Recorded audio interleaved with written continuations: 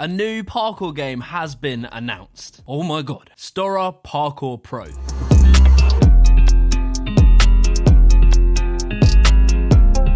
As you'd expect, the entire parkour world is going absolutely nuts about this on social media. So in this video, we're going to break down what we know for fact about this game, some rumours that are floating around about the game with some exclusive screenshots that your boy has acquired, and despite my obvious excitement, I will talk about what potential concerns I have about this game. But before we get into that, I want to give a shout out to today's video sponsor, Skillshare. Skillshare is an online learning community with thousands of inspiring classes for creative and curious people. Skillshare's members get unlimited access to thousands of inspiring classes, from photography, web design, marketing, and much more, each with hands-on projects and feedback from a community of millions. Currently, I'm taking the Master in Cinematic Compositions in Video and Film class from Geordie Vanderput. Skillshare is curated specifically for learning, meaning there are no ads, and they're always launching new premium classes, and it's less than $10 a month. Right now, the first 1,000 people to use the link in my description will get a free trial to Skillshare Premium membership. Anyway, back to the video. On the 7th of December, Storror Parkour Pro was announced, along with a Kickstarter. I'm just well excited for this to be like the whole parkour community's like little baby. Just making a game that everyone loves, it'd be so satisfying. Most excited for like an artifact of parkour culture that has the potential to be fully accepted by like the mainstream public, and like that would be so cool. The project was announced with a new studio called Hole in the Sleeve, whose team has worked on games like Burnout Paradise, Need for Speed Hot Pursuit, and many other big titles. We are making the world's first pure parkour video game. Now, you might be thinking that they can't make that claim because there are loads of games with parkour in it, and that's where I'd say you're wrong. Sure, there are games that have parkour in it, but they aren't parkour games. If you think of every game that has parkour in it, typically parkour works as a means of getting you around your objectives of your game. All of these games are about overthrowing the government or assassinating people.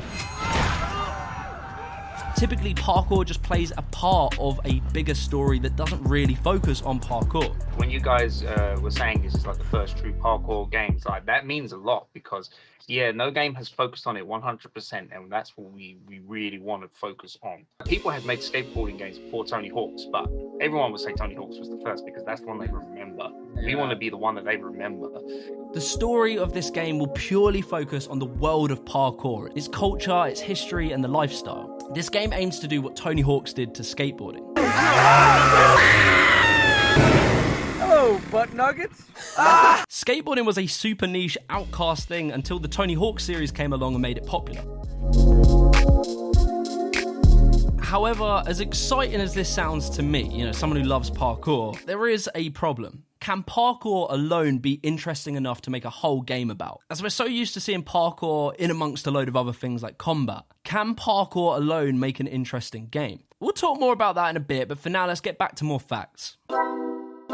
In terms of graphics, well, what we've seen so far isn't exactly anything mind-blowing. Toby did a full interview on the Motors podcast, I'll link that below, where he explained that was just a short animation that they wanted to get out to get the Kickstarter going. The game itself will be made in the Unreal Engine, and the graphic capabilities of the Unreal Engine are really, really powerful. And literally just the day before uploading this video, we've received a bunch of new headshots of all the characters, and they are starting to look really good. Every parkour animation will be fully done by the Storror team and any other athletes they want to get in through a series of motion capture sessions. Yeah, that trailer was put together to in such a quick span of time that the final product will look far superior, as best as we could possibly get it to look in Unreal Engine 4. We want things to look like you are jumping the IMX and Hong Kong.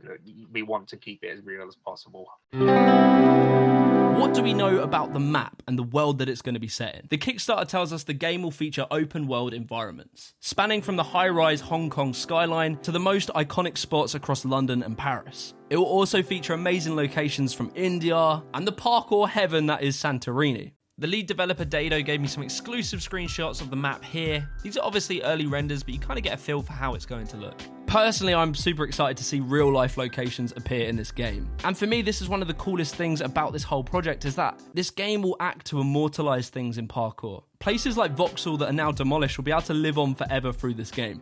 What's your name again? Max. Max, Luke, Drew, Ben. Oh, Nice to meet you, Paul. no, Pleasure. Pleasure. Pleasure. Oh! Right, now on to characters. Who are you going to play as? So far, we know that you'll be able to play as any of the Storror team, which is made up of Drew, who I've managed to get some exclusive screen grabs of, Toby, Benj, Callum, Josh, Max, and Sasha. And we know that each athlete is going to have different strengths and weaknesses, which will be broken up into XP levels like you see in Tony Hawk's or Skate. And those levels are power, speed, strength, precision, balance, technicality, and confidence. So I would imagine that some of the focus of the game will be in leveling up your various skills in parkour, which is much like doing parkour in real life. However, I hope unlike real life, you don't get patellar tendonitis in your knee and then have to spend a year of the game injured. So there are going to be 4 different game modes. Firstly, we've got free roam, where you can just explore the map, create parkour lines, and do what you want, kind of like the free ride mode in Skate. The next mode is missions. This could be things like running from angry security guards in rooftop escapes. And from the sounds of it, these are going to be time trials. So kind of like Mirror's Edge, where you try and beat your personal best. And I'm going to let you guys know right now, I will be getting sweaty at this, and I will be at the top of the leaderboards. I'm just saying. And then there is the multiplayer mode. Storror explains this to be the most exciting game mode. This mode features team relays, team races, and I think this is the most interesting one, teamwork challenges. From what I can gather, the teamwork challenges are going to be kind of like puzzle-solving challenges. So when people do parkour, they often go out on what we call night missions, which is where you find a building and find a way to get to the roof. Often when you do these night missions, it's not super simple to find a route up. You have to try different routes, some routes don't work, you have to come back down. So by the sounds of it, the teamwork challenges are going to be where you work together with other people to work out how to get onto a roof.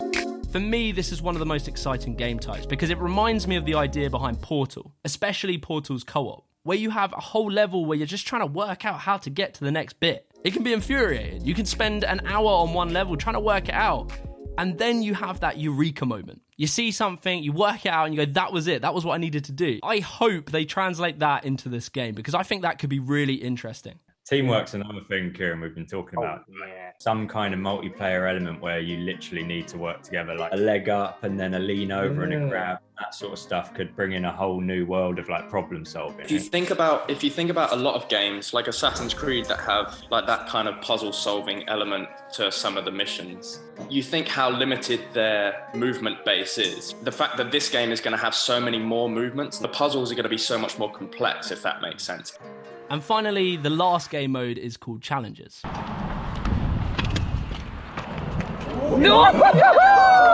Where you have to pull off a super hard challenge with the risk of bailing.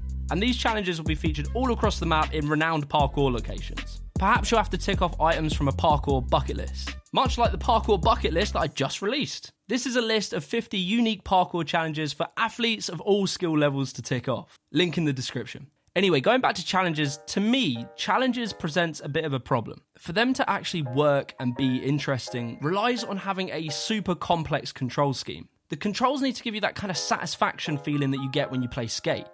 Okay. Come on, off the ramp.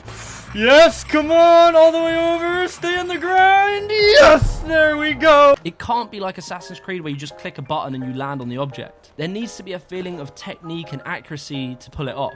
I think the controls could literally make or break this game. Thankfully, Storror and the developers totally recognise that this is the main challenge for them, to make a really good feeling control system. They said in the Kickstarter that they want their controls to lean more towards a simulation experience. So unlike Tony Hawk's where you just click square or circle and a directional key, you'll actually have to control every movement of your body and it'll feel like there's a technique to doing it. The reason that many games that have parkour in it in the past have just been hold a button and jump is because you need all the other buttons to do other things. Whereas Storror Parkour Pro doesn't have any of that additional. Every button on the controller will be used for parkour. And this has never been done before. This is something that could, if done right, revolutionize gaming as a whole. But you know, no pressure or anything. With that being said, what kind of moves are we going to be able to do in this game? On the Kickstarter, there is a list of moves that are definitely going to be in the game, but after talking to Storror, they said they have all the plans to put every move they can. Yeah, 100%. We definitely want to have a wide array of tricks. And as we bring in people that aren't Storror with different skill sets, we want to stringing together tricks is going to be key. So Yeah. A lot of people are wondering if the game is going to be first or third person. Well, we're looking to hopefully do both, but it depends on the controls. Because, for instance, to do a like a foot running scheme, to do that in first person could be quite challenging. Could they be interchangeable, like when you press a certain button or something? I have played games where you can do that. A flick of a button switches from first to third, yes. Which is going to be really cool because in third person you'll be able to see how cool it all looks, but then in first person you'll get to kind of feel like you're actually there, sort of like Mirror's Edge. In terms of the characters' abilities, they're aiming to make the game a mix between realism and a kind of fun surrealism. So it's not going to be wacky, you're not going to be able to do like 5-step wall runs. This is it. But you will be able to do things that most people won't be able to do in real life.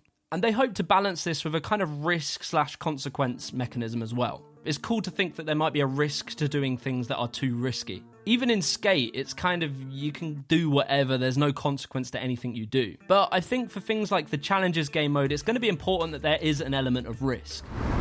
Oh, yo. Oh, no! Right, so that is the facts done and dusted. And if you think they've got a massive undertaking, you wouldn't be wrong.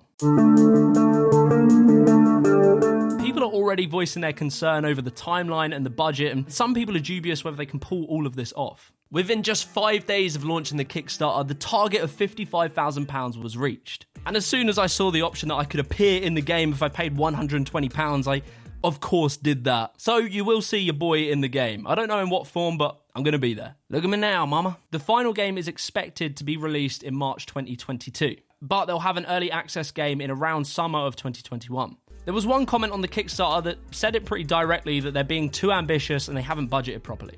However, the lead developer Dado replied to this comment saying, for them, a normal day of work is 20 hours. When we're really tired, we can cut it down to 16. And in the rest of the comment ensured that the team can do it. So what the 55k is paying for is effectively these amazing game mechanics. After they've got the game just feeling fun to play, they're then going to pitch for more money so that they can do all these big storyline ideas. And right now this Kickstarter is trending towards $250,000 in 30 days. The more money this project gets, the better it's going to be, so make sure you do donate.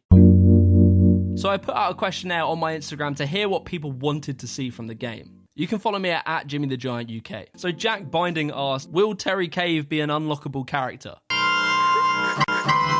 So I asked him. Dad, come down here. Oh, this is an honour. People were asking if people were going to be a part of the game. Parkour, yeah, I don't mind, yeah. If I get royalty, ask him royalties. There we go. Otto.Nuck asks, are the graphics going to be good/realistic? They are aiming for a more realistic looking game, so less so cartoony like Fortnite or something like that. Will there be character customization? Short answer, yes. They want to make a really elaborate character customization. There'll be a store where you can buy clothes and things like that, so that's going to be really cool as well. Will we be able to play as legends like David Bell, Jackie Chan, Sebastian Foucan? From what I understand, they have all the aims to do these sorts of things, but they're hoping to do that probably with DLC or future releases. So, what are my thoughts? What do I want from this game? Well, of course I want a game that just feels fun to play, but for me, that isn't it. We didn't lose, it's a tie! Oh yeah, I guess I should have carried the one. What I want from this game is an incredible story. What stood out to me when I was young about the Tony Hawk series was how good the story was. Like, even when I played Skate, and I loved Skate, I just never got into it in the same way I got into Tony Hawk's. Tony Hawk's presented skateboarding as this world, like this whole culture, this deep culture that me, as someone who knew nothing about it, could really just immerse myself into. The stories were wacky, crazy, and just memorable. All these little things, like featuring famous skateboarders, having these funny cutscenes and storylines. For me, that was what got me hooked. And to this day, I'm a big fan of skateboarding without even being a skater. Storror Parkour Pro could be this for parkour. For parkour as a sport to really succeed in the mainstream, it needs to have fans. These fans help push these sports into mainstream success and bring more people into it. Parkour itself has such a rich culture and history, and just such a great attitude that I hope through this game we can share with the rest of the world. As well, it needs a killer soundtrack. Of course, it's got to feature a few exclusive songs from your boy, but on top of that, they need to get songs from iconic parkour videos from back in the day. Like, imagine the moment, right? You run into IMAX, and as you arrive, you start hearing the Glitch Mob soundtrack. And then the song drops as you do the Kong Pre down at IMAX. If you don't know what I'm talking about, this song came from Storm Volume 1 way back in the day. It was an epic song. For me, it's this focus on culture and just presenting the parkour world as something that people can get into. There's so much more to parkour than just jumps. It's a whole world of personalities and interesting moments in history. And I hope that this game shows that to people. With the speed that the Kickstarter was backed, it's very clear a lot of people are excited for this project. But that, in and of itself, could be a problem. The whole team have the expectations of the entire parkour world on their shoulders. With a short deadline and a small Kickstarter budget, can they realistically do this? Well, if there's one thing I know about Storror is they never fail to impress.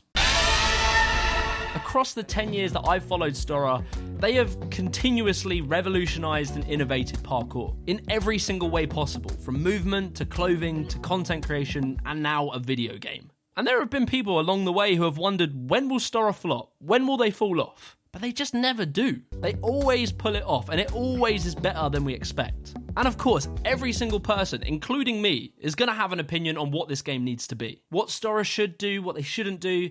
But at the end of the day, I hope that the community just lets Storror do what they're best at doing, which is being themselves. I think between the 7 of us, like, we've always had a really good kind of balancing effect. It's like if one person thinks we should do something absolutely outrageous, there's probably somebody else on the other side of the scale that will balance that out. And we end up always being just kind of straight down the middle of like radical and crazy and also like really traditional and pure to parkour. And we have a lot of trust in that because we've been making decisions based on that principle for like 10 years now, basically. So I hope they make the game that they want to make, because no doubt we are all going to love that game. Motivational spiel aside, I hope you enjoyed that video. Make sure to like this video and subscribe to the channel. The Parkour bucket list is out now. Buying those massively helps this channel grow. And I thank each and every one of you who have placed an order already. Peace.